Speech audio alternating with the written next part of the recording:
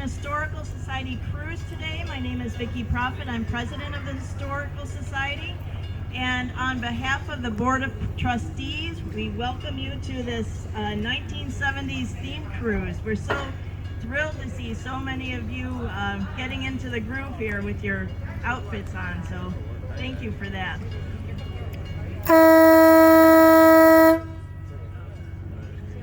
We'd like to thank Captain Tammee and her crew of the Colonial Belle. They've been wonderful working with. This is our second cruise, and you are in for a treat today. We've got a lot of different things planned.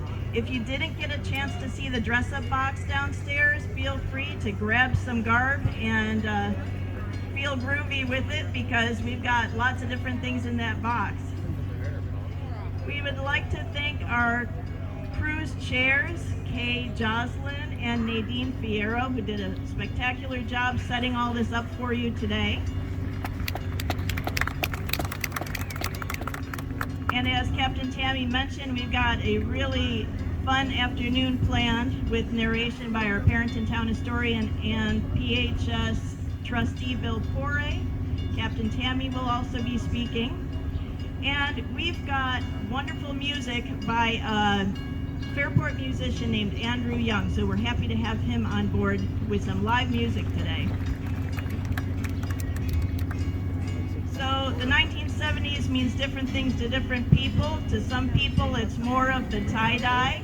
To other people it's more of the spandex. I'm happy to see more tie-dye here than spandex today, so thanks for that. We appreciate that. Although I gotta say, the Bee Gees are my favorite, so spandex is okay. So in a little while, we'll turn over the microphone to Perinton Town Historian Bill Poray, but for now, enjoy the ride out of Fairport.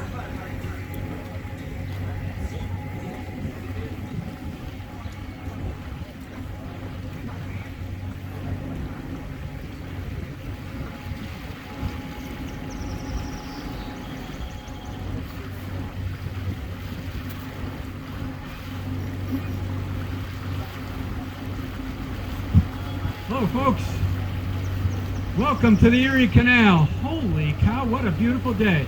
If you're warm, consider this, it's about 40 degrees warmer right now in Death Valley. Doesn't this feel cozy? Village of Fairport, going underneath the lift bridge that was installed in 1914.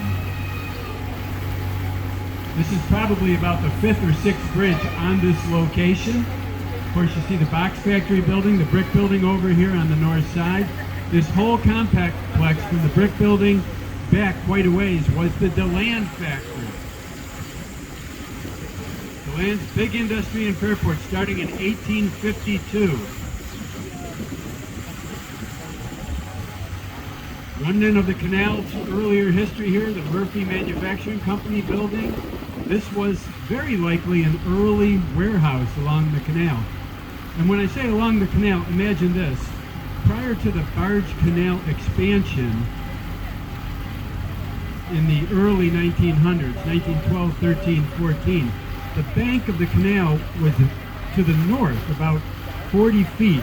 The canal was widened that much in 12, 13, and 14.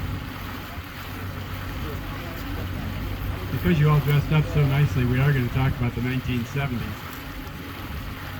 I thought it was going to be the 1870s, and I did a lot of preparation for the 1870s, which honestly I'm more familiar with than the 1970s. I was alive for that, and I missed much of it.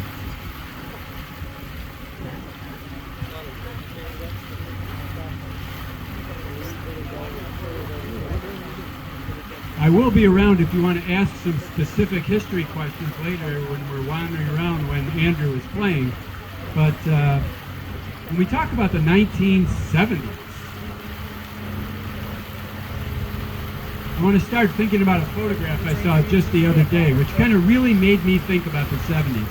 It was a picture of Arnold Palmer and some other PGA golfers standing by the side of the green in a big PGA event, waiting to putt, smoking cigarettes, with no endorsements on their body whatsoever, almost no women or children in the gallery, and not a water bottle to be found anywhere. Those little paper cups shaped like pyramids? That's what the 70s was like on the golf course.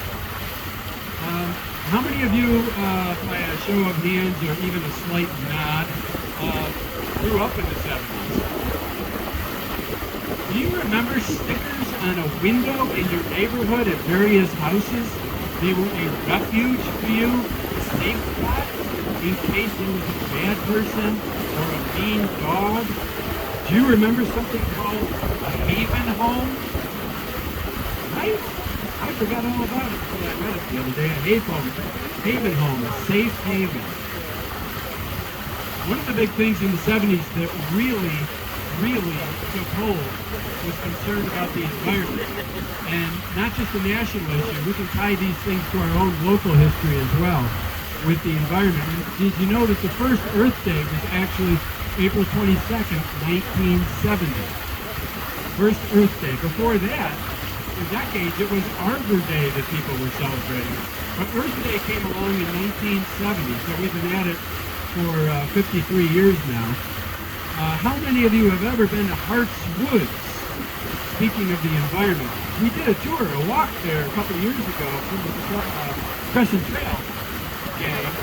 Hart's Woods, if you haven't been there, is a wonderful forest, old-growth sanctuary behind Minerva DeLand School. If you haven't been there, what a great place to go and experience those trails. But Hart's Woods came to be in the early 70s. It was at risk of development. You may be familiar with the condominiums that are at the corner of Mosley Road and Hulbert.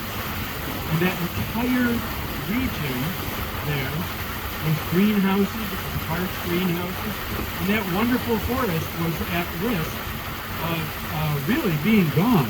And a wonderful active group called the Greenlands Association mobilized and really took a charge and helped with many other people to save Hart's Woods. The town of Perinton got very much involved, and that really started to also spark the town of Perinton's focus on preserving green space.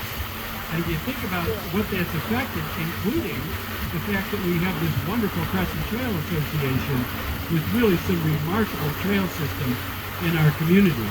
But what the town also did, and starting back in 1972, they put a law on the books for the preservation of green space and the creation of green space acquisition, which really continues very strongly to this day. So really pretty progressive by Perinton's actions at that time. You know, as you ride along the canal here, and of course we have the towpath on the north side, which, as boats didn't have motors prior to the barge canal era in the 1800s, boats pulled by mules, principally, sometimes horses. But we have mule barns right in Fairport, right along the north bank of the canal. There's one. Remember that Machete's building we passed? I'll point it out on the way back. Did you see that's under development? At long last, there is a, I'm going to try to find wood to knock down. There is simulated wood. There is a plan afoot to put a restaurant in that facility with patios facing the canal and patio facing the east. So finally, a long-awaited opportunity for a really great spot on the canal to add to our long list of wonderful places.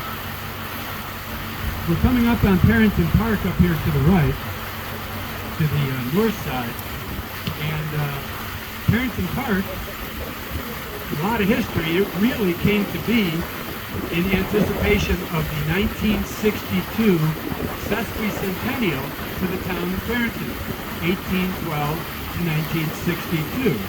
Prior to 1962, what had been a park on this site quickly became an overgrown wasteland, and it was previously a park called Fairport Park that was created during the Works Progress Administration during the Depression. But money was allocated and workers were allocated to create that park in the 30s. but no money existed to keep it up. So it really only lasted a short number of years, and then resurrected in 1962, and it's been a terrific spot ever since. Hey folks, you mind Perinton? We're coming to Church Street. This is our first little bridge on the cruise. So if you're here on the upper deck, make sure you're seated in a chair. Remember to keep hands and arms down. Low bridge, everyone down, please.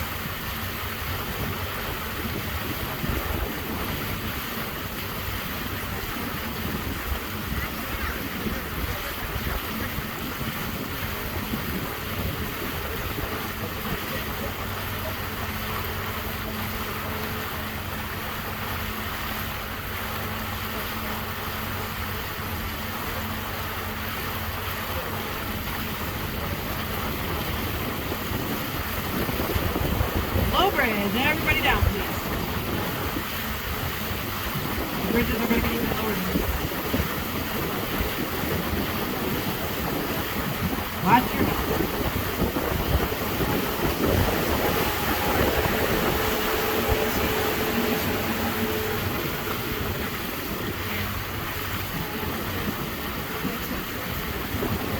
The intersection of Church Street and the canal is the location of what was once known as Fulhamstown or Fulham's Basin. And it was really an early canal village before the village of Fairport was really much of anything at all. It started as early as 1822 with the opening of the canal. In this location right here was the boat building, the boat repair operations, the post office, a hotel, which was subsequently picked up and moved in the 1850s to near the corner of Church Street and Main Street, just next door to Dollar Tire. Why was it moved? Because Fulhamstown kind of died once the railroad came to Fairport and really enlivened the growth of the village of Fairport. This little burg of Fulhamstown pretty much faded away. But in its day, it was important. And early travelers had a choice when they got to this spot where the bridge is. Do I continue on a boat all the way heading south around to Bushnell's Basin on my way to Pittsford and Rochester? Or do I take a stagecoach? The stagecoach ride to Rochester was about 7 miles shorter. And at that point, people could get back on a boat to continue their journey on the Erie Canal. So it makes Fulhamstown a rather unique place, and one that we're celebrating this fall as part of our Perinton Historical Society annual house tour event, which is on the cusp of the Fulhamstown neighborhood.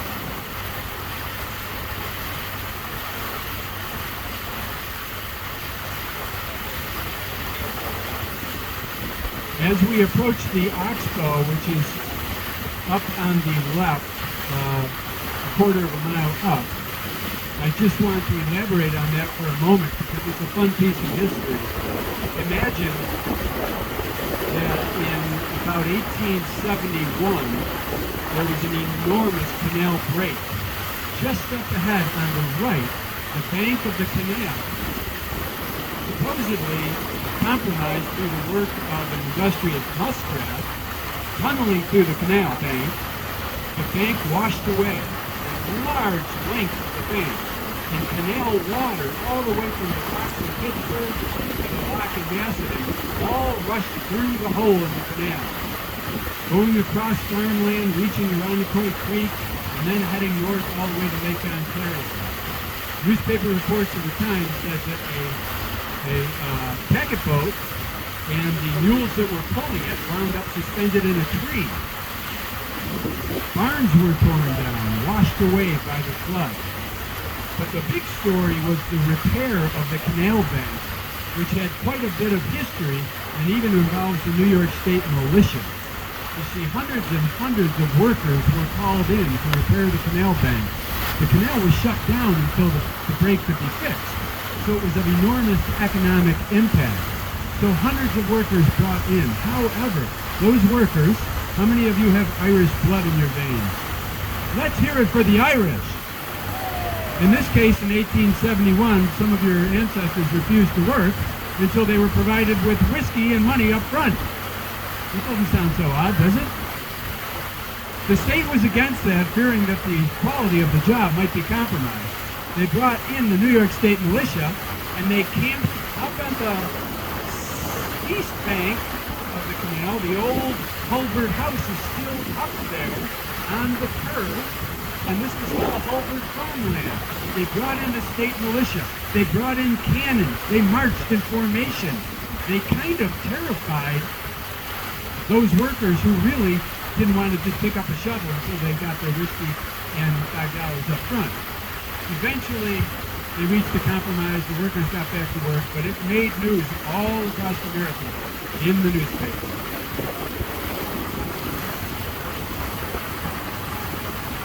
What about the oxbow and the net? Yes.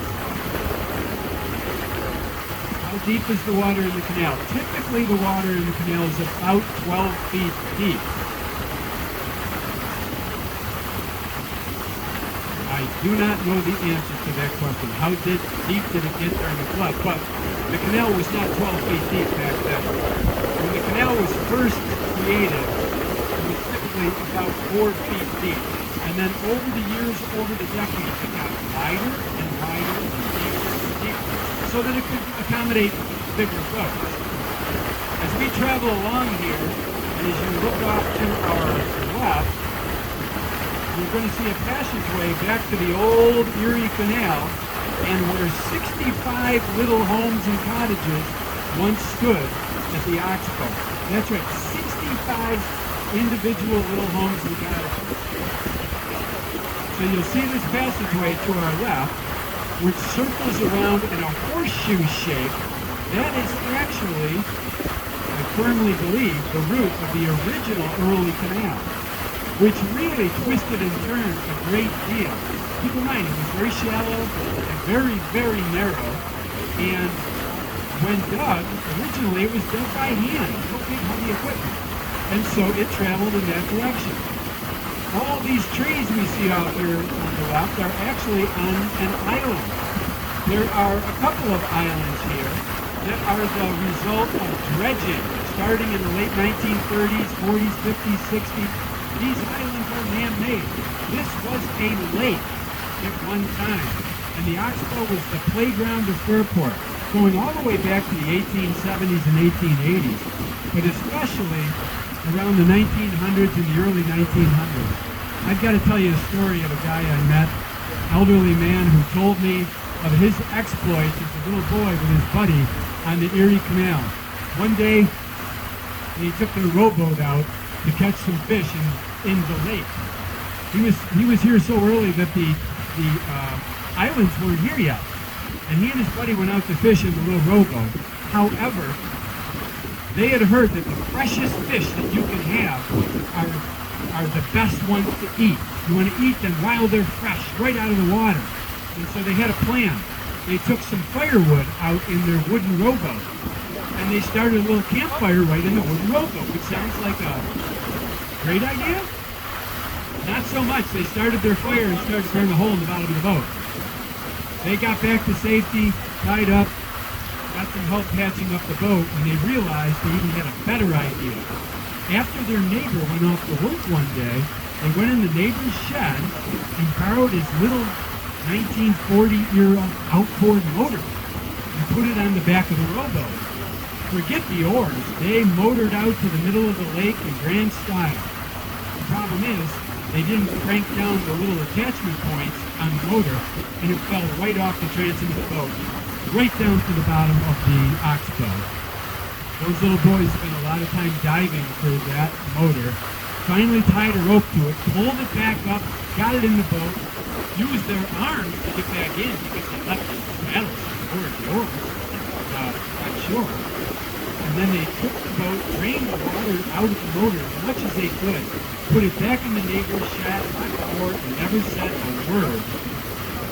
And that little old man told me, with great regret, in all my life, that's the worst thing I've ever done. It was so terrible. And I said, well, if that's the worst thing you've ever done, then do it.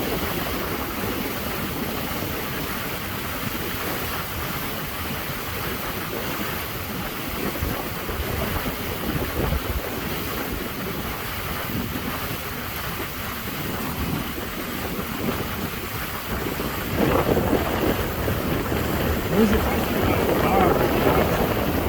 I've never heard reference to prohibition and that topic with the Oxbow. We have a lot of those stories in Fairport.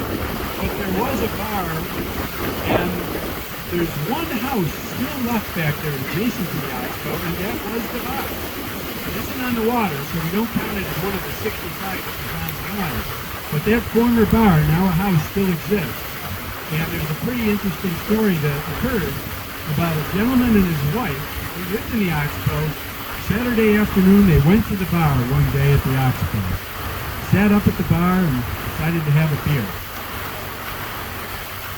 There was another man at the bar who started to pay an unusually large amount of attention to this gentleman's wife. Some conflict ensued, some words, and the husband of the woman chose to leave in anger, and he left his wife there. He went back home, sulked for a while, yes, came back a few hours later. By the way, this is all recorded in the Democratic Chronicle. Came back to the bar, and his wife was still with this gentleman with quite a few empty beer bottles in front of them. So he decided the only thing he could do was punch the guy. He punched him, he fell over backwards and died. For a short period of time, this was referred to as the Oxbow murder. Police checked it out and said actually he had a heart attack and died. It wasn't that good punch.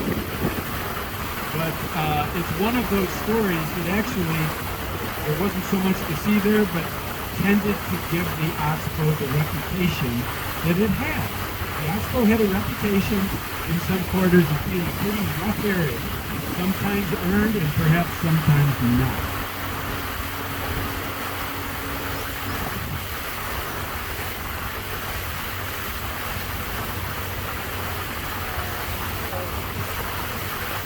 Good news, folks, we have another bridge we're approaching, the Road Bridge. And do you think it's a tall bridge?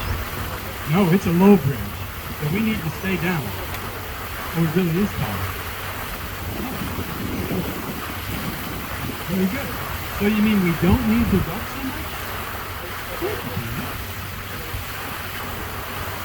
Just in case you were going to break into song with low bridge, everybody down. Is this in your repertoire, Andy? Make it your own.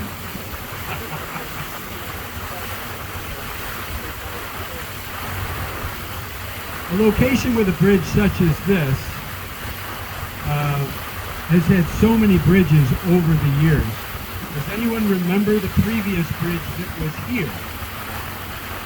If you don't quite, it's very similar to the bridge in Bushnell Basin where Marsh Road goes over the canal. Those barge canal era bridges, many of them were quite similar. So there was a one-lane bridge here.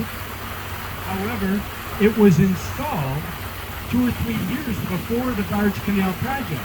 Most of our bridges, like the Parker Street Bridge, was installed in 1912. The Main Street Bridge, 1914. This bridge, the predecessor to it, was installed in 1909 after a failure of the previous bridge. In heavy rains, one of the bridge abutments collapsed and the bridge collapsed. And so that caused New York State to put in a new bridge prior to plan. And if you think about the fact that the canal was widened a great deal in that time, 1912, 13, 14, 15, every single bridge across New York State had the same problem. They were all too short. They all needed to be replaced for the most part. And so that certainly goes in Fairport and Perinton.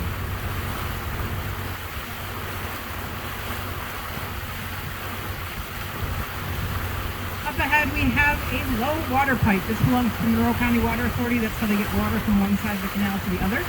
The pipe itself isn't too low, but the structure around it is lower, so we have to treat it just like a low bridge. You hear the part of the Erie Canal song about low water pipe, everybody down? We have to update it. So watch your heads on this pipe, please.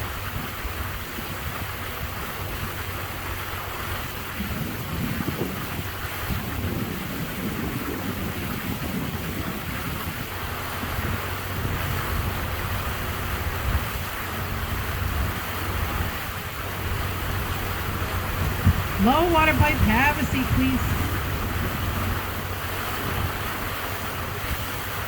After we get onto the pipe, the next bridge, Route 31 Pittsford Tammee Road, is a tall bridge.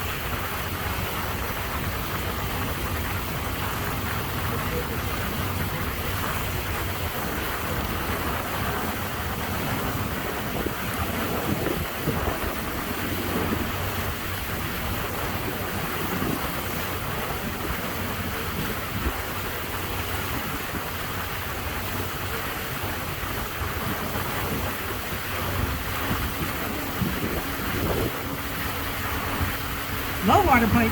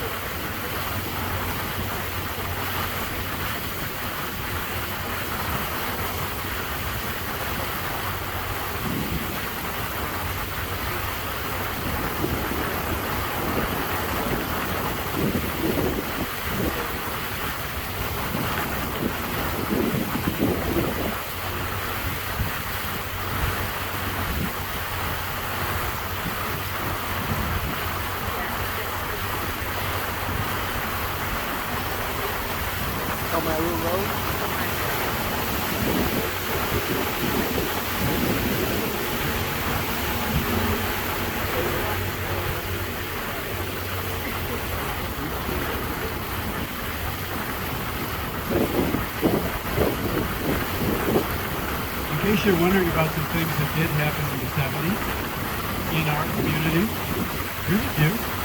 Fairport High School and A-Route Road. How many graduated from Fairport High School and A-Route Road? Not before 1970, you didn't. 73? 1970, that's 83. I'm sorry, I thought you said 93. Nice and covered there. 1971, the school district administration building on West Church Street opened, named for attorney Dominic Cheppa building. 1971, Fairport Herald Mail it was our newspaper, made a big splash about it being the 100th anniversary of the Fairport newspaper. Now you'd think the Fairport newspaper would know what year to celebrate their newspaper. They said it was 100 years in 1971, taking us back to 1871. However, the first volume, first edition, was either March or April of 1873. So, I don't know what they were thinking. All the same, 100th anniversary was in the 70s. It was 1971 when a horrible proposal was made to reduce the railroad crossings and the lift bridge in Fairport with a flyover bridge that would span Fairport just about from High Street to the north all the way to Pleasant Street to the south, high in the sky, virtually killing the village, don't you think? That was proposed in 1971 and was really a part of the entire plan for urban renewal. And of course, urban renewal did happen, but creating the flyover bridge on Main Street did not happen. What happened was a flyover bridge on Churchill Road. Right? What they built is essentially what they had planned to build on South and North Main Street.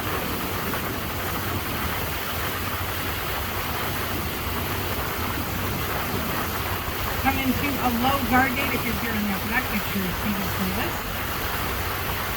There's a matching pair of guard gates on the other end of the great embankment. We're going to be cruising through in just a little bit. Low guard gate.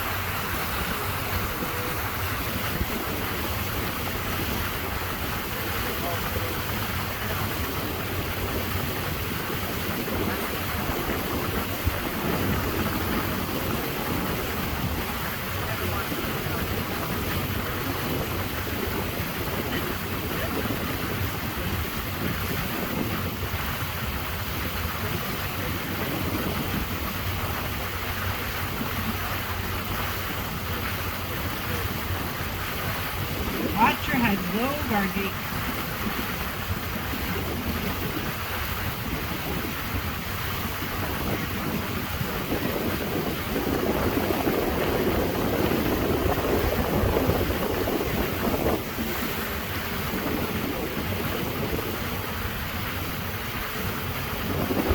Next bridge up there is Route 490 Expressway, and that's a nice color.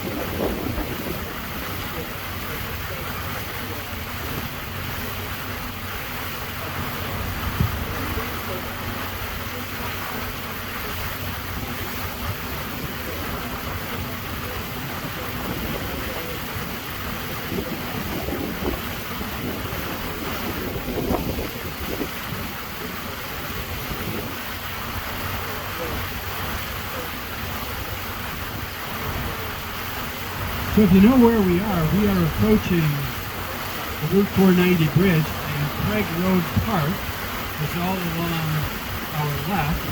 Craig Road going all the way down to Erie Road, the last bridge is under. After we go underneath the 490 bridge, we will be approaching Bushnell's Basin. And it was 49 years ago that our last canal break occurred in the 1970s. 1974, you may remember it was kind of a big deal. And you're going to see evidence of it to this day as we approach. You see, underneath the canal, and according to reports from the time, they could hear some rumbling, they could hear some motion afoot, and they recognized there was going to be a collapse. 1974. It was a school day. The kids were at school when this occurred. The workers got out of the tunnel, raced into the neighborhood to our right, which is low, below the canal, not a place you want to be during the break, below the canal. And there was a tremendous flood.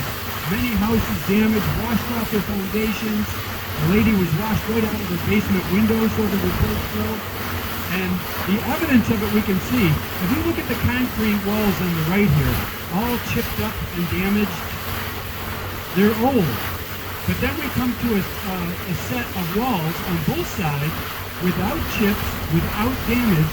All of these sections of wall were replaced in 1974. So this shows us exactly the amount of damage that was done when literally the bottom fell out of the canal.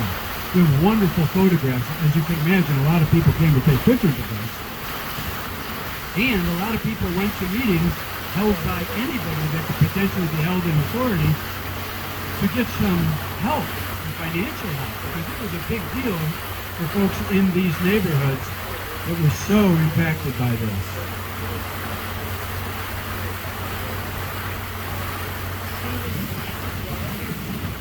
The Marsh Road Bridge ahead is a low bridge. If you're on the upper deck, make sure you're seated.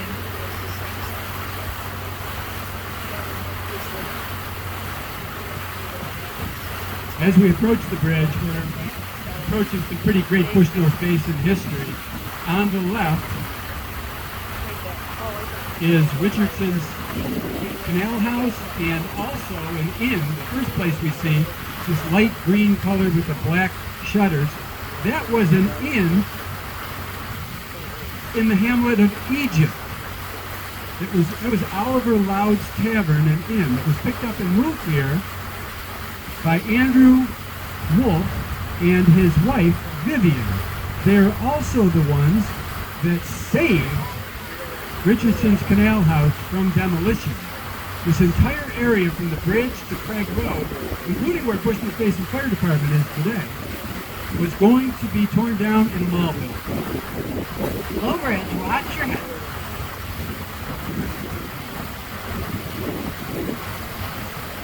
So what a great move on their part to really preserve a tremendous piece of our Perinton town history. All it took is a great deal of passion and a great deal of money.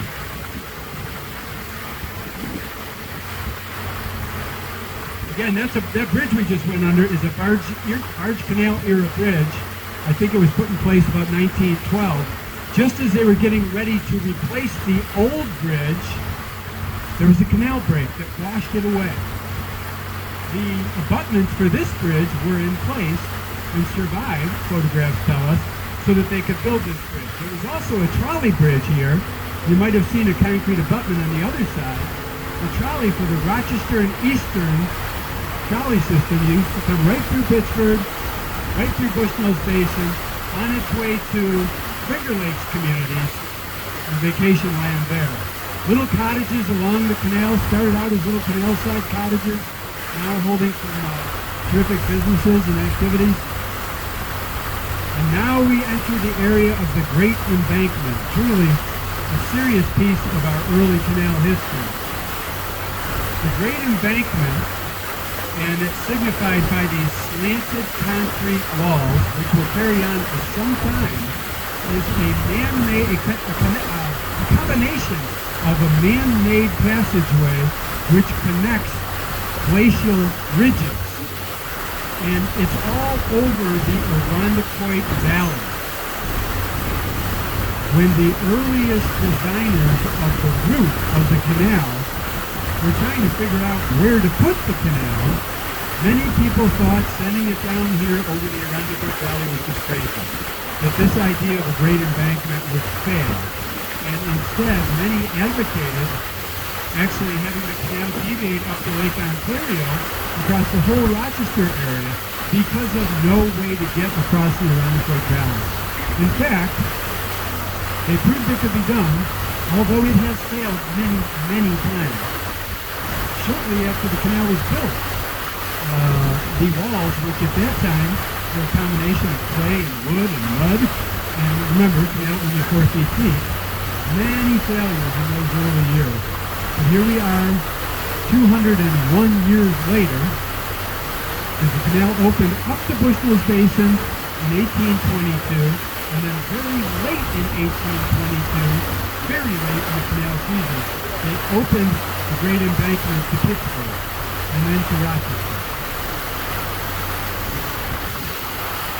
Right here, there's on the right, there is some fencing, and you'll see a passageway for water to escape in the event of a high water dangerous situation. We have one right in the village of Fairport, near the Carter Street Bridge. And if you ever are along this path, walking or riding, look over that railing and look down, and you can see that the canal is 60 to 65 feet above Marsh Road. It really is a great embankment. We'll continue with our concrete walls. The concrete walls replaced the earlier walls with the Barge Canal project. However, as they were installing the concrete walls, there was another canal built, which tossed enormous pieces of concrete around like Ritz crackers. There's some wonderful pictures of that. One picture I'm envisioning shows a family picnicking under the hot sun with umbrellas down on Marsh Road as water is pouring off the canal. It seems like they were in a dangerous position. So a great opportunity for a photo op.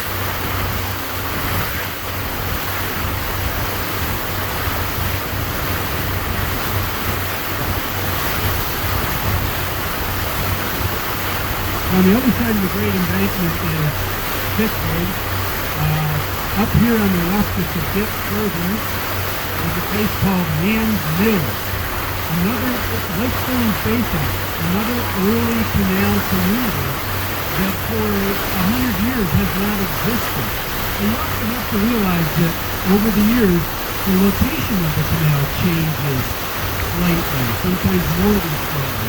Man's Mills is off down below the canal, we're following along Route 96 down here to our left, and it capitalized on Narrator Creek, which we have, I believe, just gone over, which is tunneled underneath the canal. And the mills utilize the water from Narrator Creek, and so many mills do.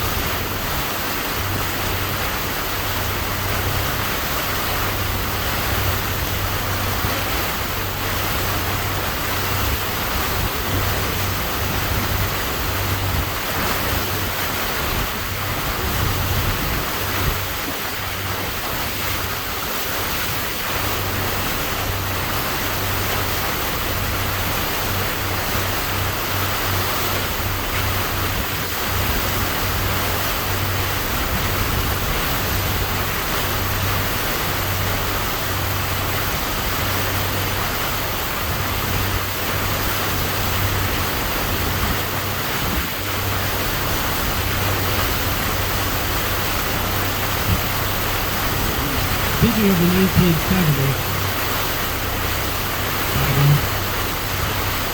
the Vietnam War ended in the 1970s. Of course, started much earlier. We lost one of our local soldiers in the 1970s, Jeffrey D. Schumacher Jr. Actually was killed in 1971, June 14th. He joined a list of Perinton soldiers. He was the only one from the 70s, but he joined several others, including James L. Baker, Richard L. Bales, Frank Beltran, all lost their lives in service to their country in Vietnam in 1968, Larry Ludwig, 1967, Joseph Mena, who, although it was in the Vietnam era, lost his life in Korea in 1968. And then Alexander Kiki Rosen in 1968, and then Rose Shaker in 1968. So it's all part of the tapestry of what happened in that era. We were down in this Route 96 area. Imagine what life would have been like if in 1970 the decision to build Eastview Mall put it in Perinton instead of Vicki. Because the original plan, the original desire was to put it at the corner of Barnsley Road and Route 96 on the enormous piece of property that today includes the Harris Beach firm. All those tax dollars could have kept our personal taxes just a little bit lower. Let's talk about population for a moment. The population of the town of Perinton in 1960 was 16,000. The large 16,000 in the entire town of Perinton. For reference, it's about 49,000 today. 16,000 in 1960. By 1970, the population of Perinton doubled to almost 32,000. In 10 years, almost doubled. That is the only 10-year period that that has ever happened. Anybody ever play Pop Warner football? Really? Or cheer for Pop Warner football? There we go. Pop Warner football came to Perinton in 1971. 1971, something almost unheard of happened. Democrats swept the village election. 1971, with Mayor McDonough in office, who deserves a lot of credit for killing that flyover bridge. He was initially for it as a village board member. When he became mayor, he got a different point of view and found a way to kill the flyover, which I think probably we could all appreciate today. 1972, Fairport Library wanted to build a new library building. 1972.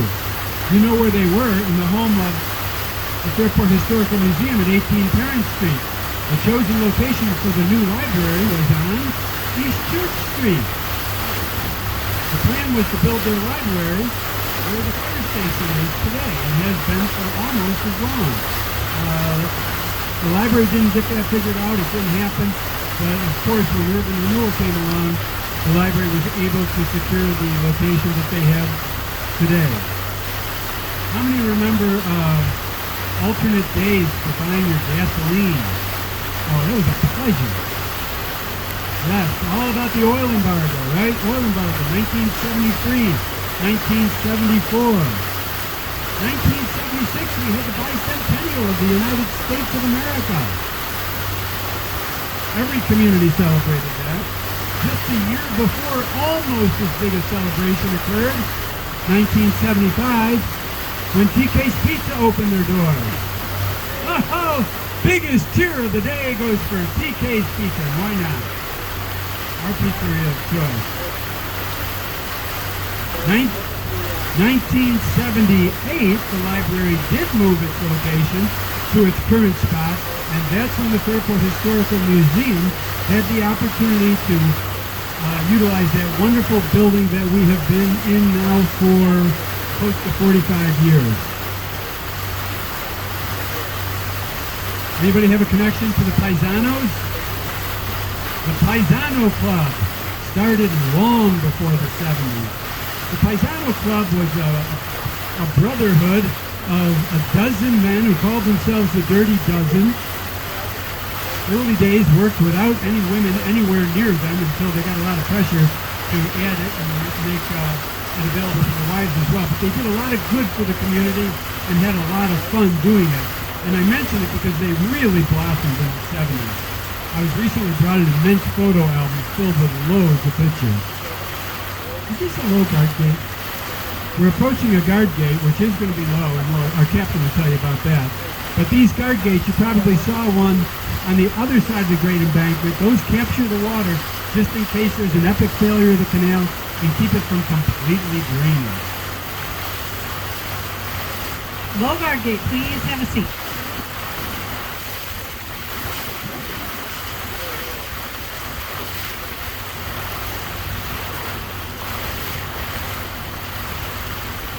Just past the guard gate on the right-hand side, there's a structure with a yellow fence. That's a waste weir. That's one of the ways they help control the water in the canal.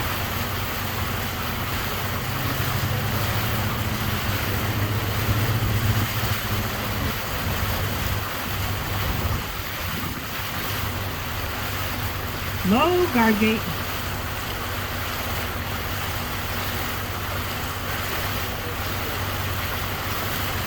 Watch your nose.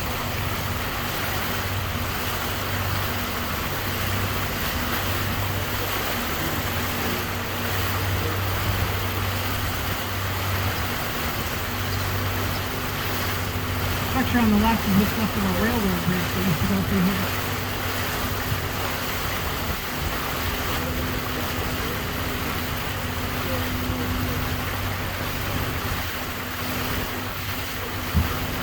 And up in the distance, that's going to be another low bridge at Mitchell Road. You have some time, but be aware of it when you get closer.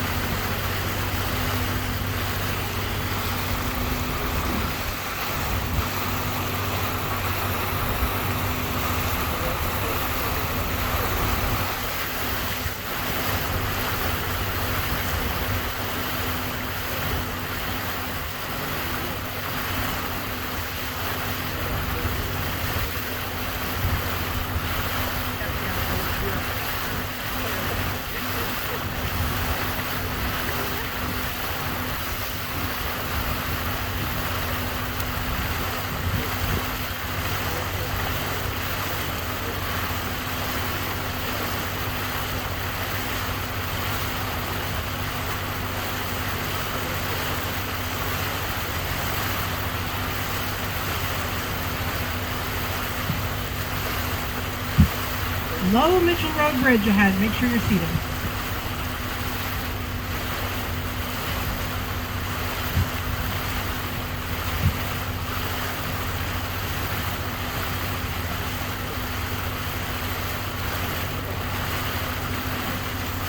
All right, so I want to welcome everyone again, and it's my pleasure to introduce Andrew Young, our music for the afternoon.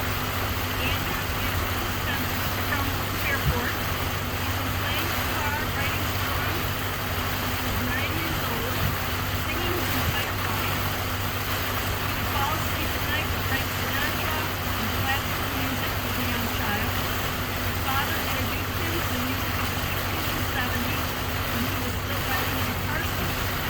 He says we would ride around and listen to music of the Beatles, Led Zeppelin, and Neil Young. Andrew's currently in a band called Both Envy and is active in the Rochester music scene. He released his first solo record, The Perfect You, last August. While music is his passion, his days are spent working at the Pittsford High School, working with students, and the hours are great for an aspiring musician. Low Bridge. Make sure you're seated, please.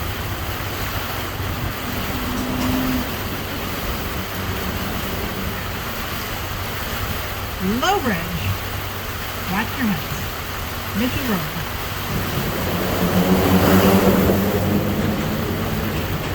And the next bridge in the distance is Hall.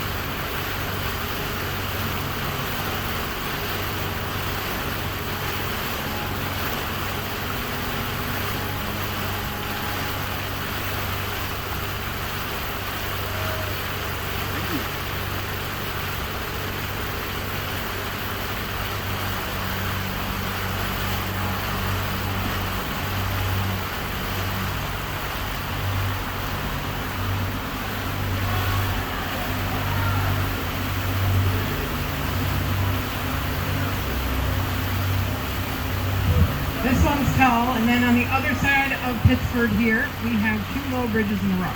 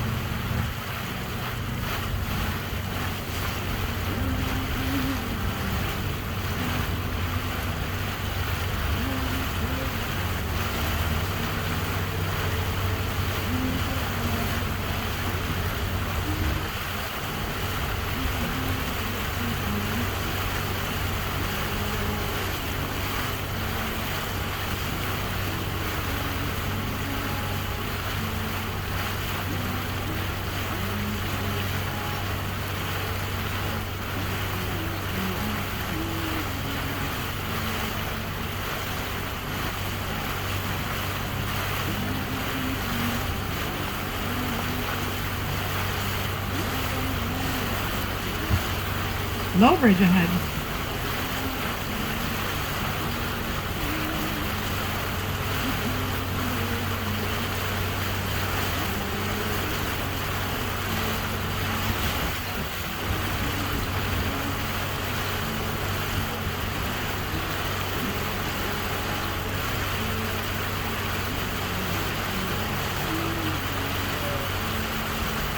Low bridge, have a seat.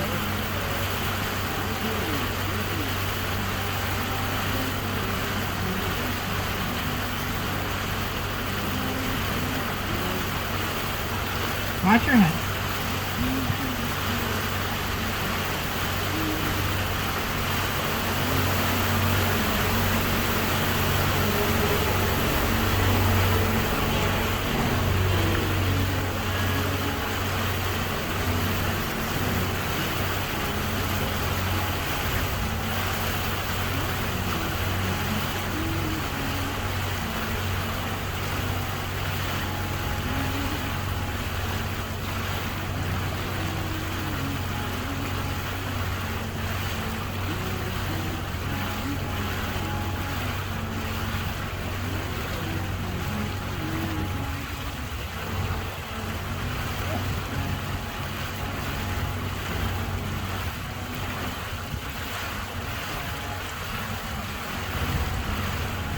Low bridge.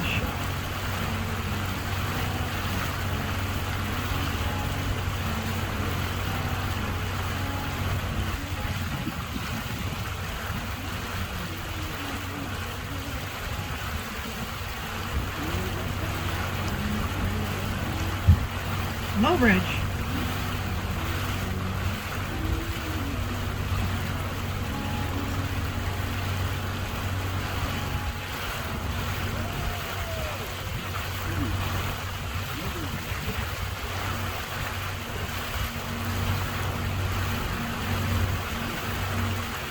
Watch your heads. This is the lowest bridge in the western section of the canal.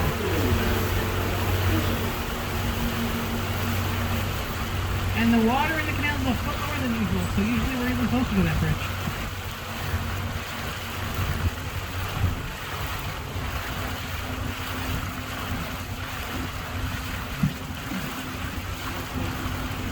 That's the last low bridge until we come back to that one after that.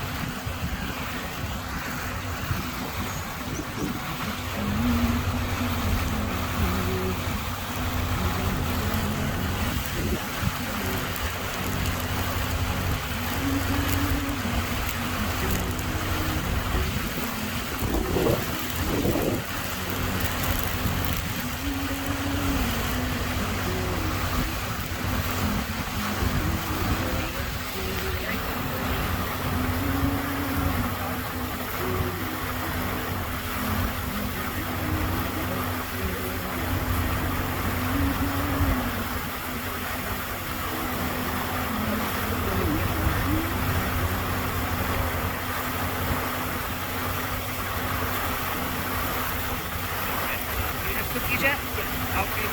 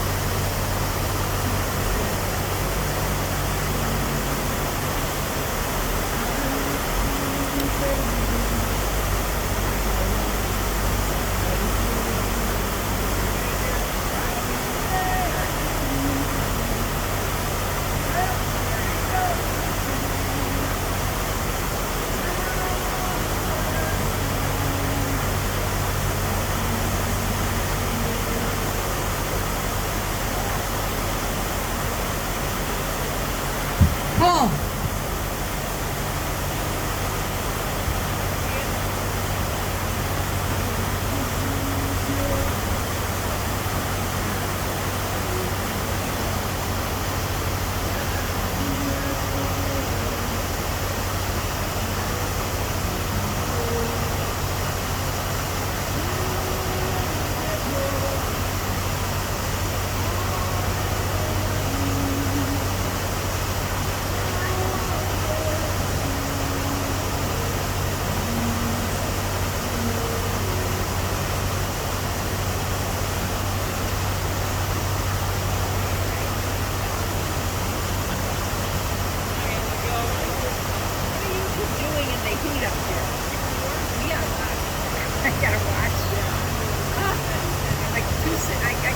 Welcome to Lock 32. The Lockmaster has closed the gates almost all the way behind us. There's a little bit of a gap there. When the water comes in, the water will push those gates closed to seal them the rest of the way. Lock 32 has a lift of about 25 feet, and it takes about 2.8 million gallons of water to fill the lock chamber. The lock is all fed by gravity. There are no pumps or motors in the lock. Hi guys, One of our crew members got off the boat before we came into the lock chamber to go up on top of the lock to help handle our lines. Recording now. That's the gate. That means the water's coming in and we're on our way up. Most folks use these cables that you see that are hanging down along the walls in here. They put their roper line behind there and then they can easily slide up and down. But Colonial Belle weighs over 110 tons and we would rip those cables right out of the wall. So instead we're attached to a cemented in bollard on the top of the lock wall that is much stronger. The reason we tie off in the lock chamber is because there's some turbulence in here when water's coming in or out. We do bump around even though we're tied off, but we tie off to stay on the wall as much as possible as we're going up or down in the lock. You'll notice the gates on both ends are pointed upstream. They do that on purpose. That way nobody can ever open the lock gate in the wrong direction by mistake and cause a big flood. Once we're all the way up in the lock, the gates in front of us will crack open just a tiny bit, and at that point the lockmaster can open the gates. It's impossible to open the gates unless water levels on both sides are completely even. The original canal had 83 locks in the Erie Canal. Today there are 36 locks in the Erie Canal.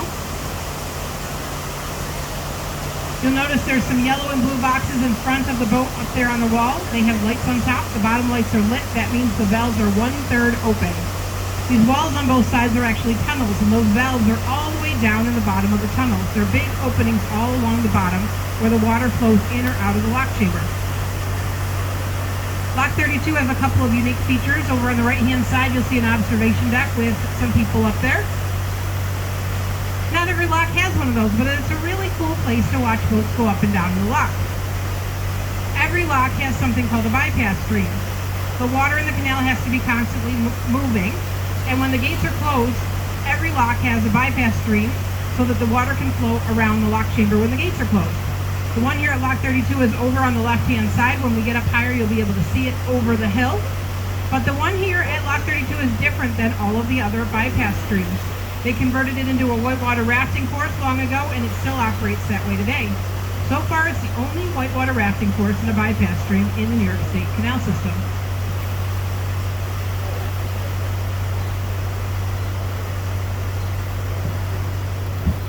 Once we're all the way up in the lock chamber, those gates will pop open. Our lockmaster will open the gates, and we're going to exit the lock chamber. We're going to go down a little bit further. We'll make a turn, and then we'll come right back into the lock to reverse the process to go back down. Once we've done all of this, you'll be able to tell all your friends that you've been locked up and locked down on the Erie Canal.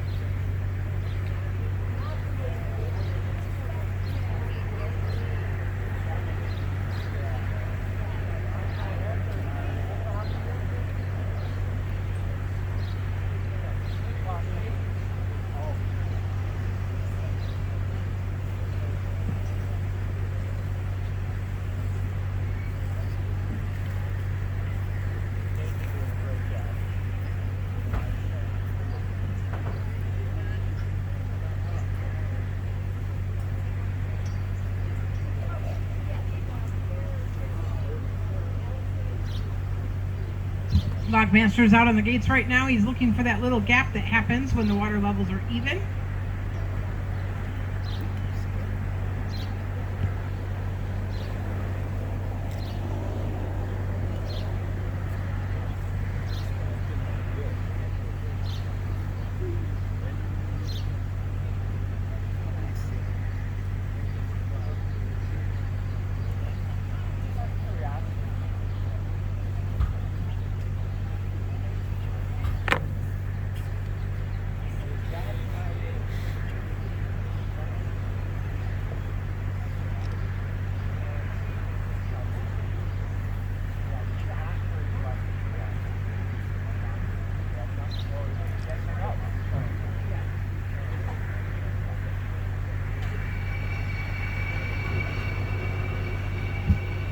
That ringing sound is the cables that help open the gates. There's a little bit of DC power that helps open those gates.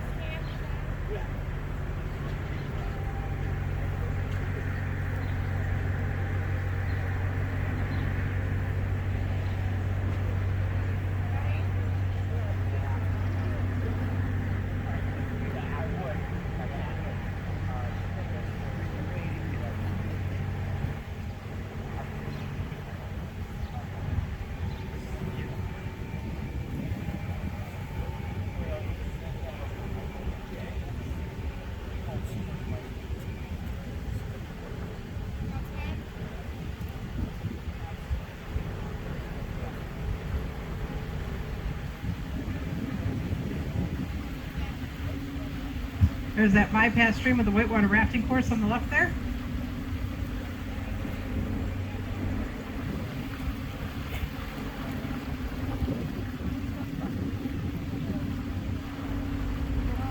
This is one of the New York State Canal Corporation barges.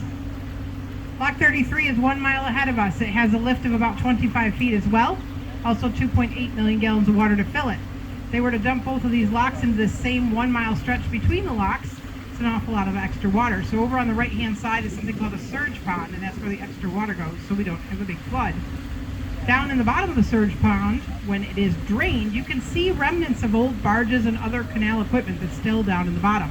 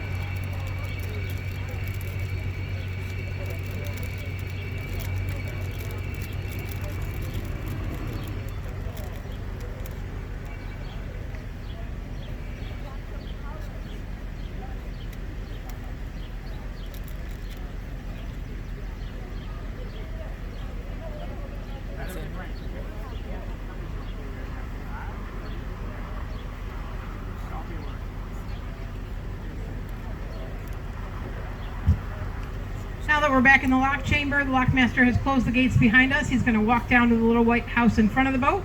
First thing he'll do is check over the wall, make sure there's no people or boats too close to where the water is going to come out. And then he will open the valves to let us back down.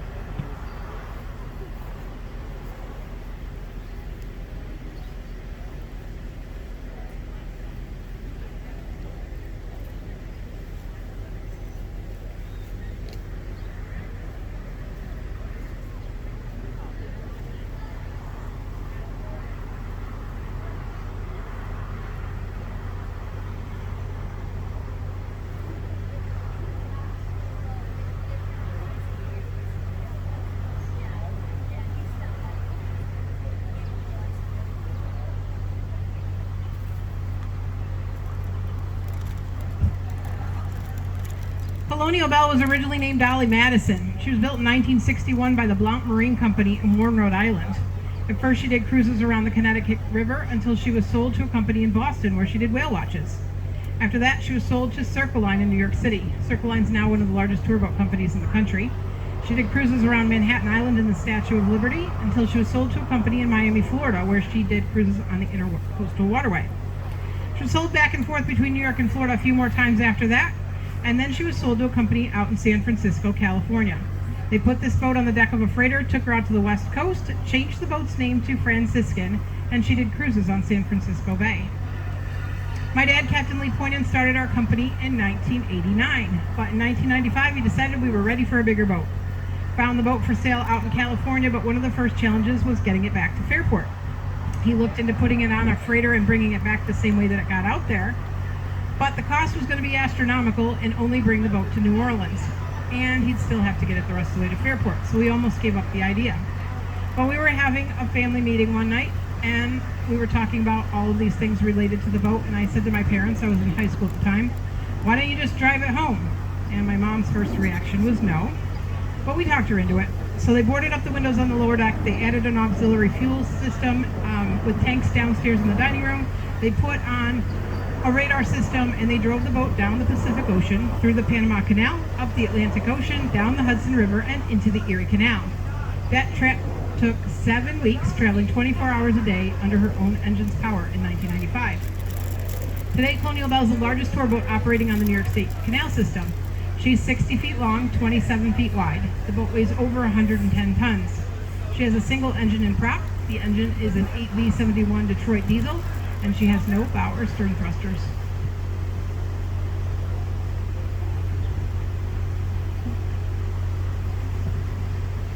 Once we're all the way back down in the lock, those gates are going to open automatically on their own. You'll see the gap better because with the dark gates with the light coming through, it's easier to see.